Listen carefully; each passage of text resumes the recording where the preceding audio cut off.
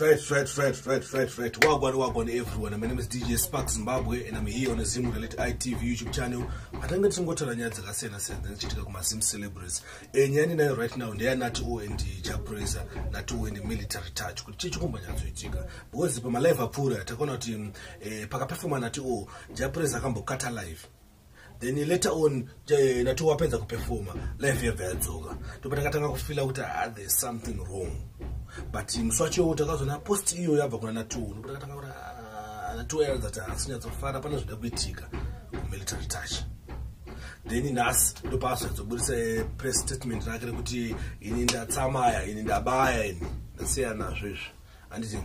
Saka chicha kambanya tsuitika ndombunzo wanga napela ari kuziyo place ngakomende paza sazvoti batsira tese kuti zoti natuwa village ku military touch chicha chimbo yatsoitika bozi pane zvandawerenga ini pa press statement yake andonyatso bata kuti chicha yatsoitika chacho nyaya chayo yito kuti munhu azosvika pa level rekubva andayatsoibata but I know kuti chaibata chadzoka futi nayo panapo kana kuti pama comments papa tichaiwana kuti chicha chiitika asi mubvunzo wandinawo inini ndiyo kuti ndokutanga kuraisa kwa Nutty kubva kuna ku military touch kana ndokutanga kudonda kwake ndo downfall ya Nutty because takataka kuona wangu vari ku military touch vakataka kudona saka ndozotoka donedzwa ne military touch kana vakadonda wego zvao wegawo unyo wanu wana zvimwe zvinhu zvanenge kuzoitawo zvino zvadonedza chichi chaitika kuna Nutty kukiria Nutty tese we know kuti Nutty talent rakaipa but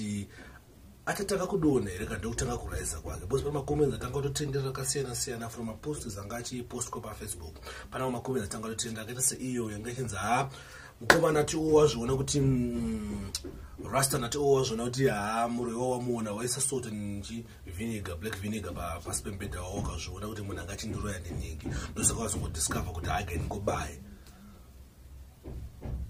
atizive saka please comment paza sabo to share kuti chichi nyatsoitika chichakayatsoitika ndokutanga kuraisa kwa Nutty kubva ku military touch kana kuti ndokudona kwake kubva ku military touch. Talk to me andika comment paza sabo wati discuss to kunoti chichi kuida kuitika chichakuitika. Hello people, my name is Nutty aka Ability Extension. I hope I find you well. So yeah, listen, I really want to clarify myself on this one. And I want to tell you that I literally do not have anything to do with the statement that is going around saying that I have left MTM. That's not my standing, that's not my position. And I really want to distance myself from that statement. A lot is going on that is beyond my control.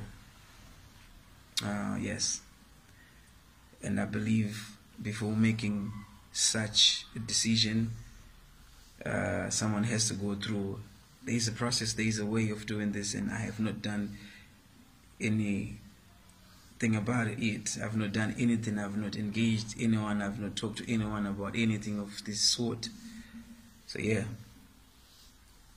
Please, can you go to one subscribe on my YouTube channel. Don't forget to follow me, DJ Spark Zimbabwe, on my social media, Instagram and Facebook, Twitter and blah blah blah blah. And then go to PSPS. I'm not going to follow us. That I'm with DJ Spark Zimbabwe. Don't forget to subscribe to this YouTube channel, Zim Reality ITV.